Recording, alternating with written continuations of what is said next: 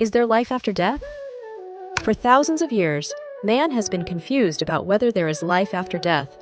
Everyone claims life after death, but no one has proof of it. Only someone who is alive or has resurrected someone can prove life after death. The Sadducees also asked the Lord Jesus Christ the same question, so everyone got the answer that a person can live after death. The Lord Jesus Christ says that the seed cannot come to life again unless it is buried in the ground.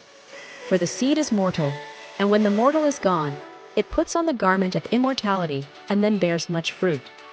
In the same way, unless this mortal body is buried, man cannot attain eternal life. Man is mortal, but by believing in the Lord Jesus Christ, we enter into eternal life.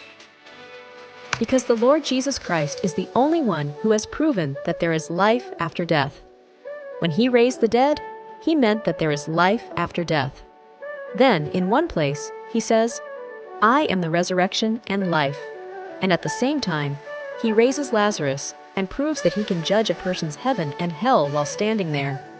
Because when the thief on the cross says, "Lord, remember me when you come into your kingdom," and you, the Lord Jesus Christ, answer, "You will be with me today in paradise, not on the day of judgment or after the reckoning." An even greater proof is that he himself is alive.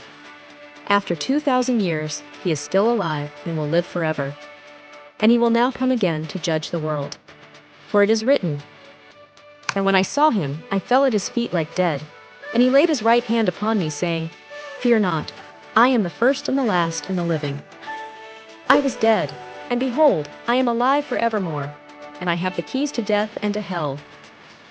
The Lord Jesus Christ is alive, and everyone beareth witness of it. Whosoever believeth in him shall not die any more. To watch more such videos, like the channel, share with friends, and don't forget to subscribe to the channel and press the bell button, so that the word of God reaches everyone. May the Lord bless you and your family. Amen.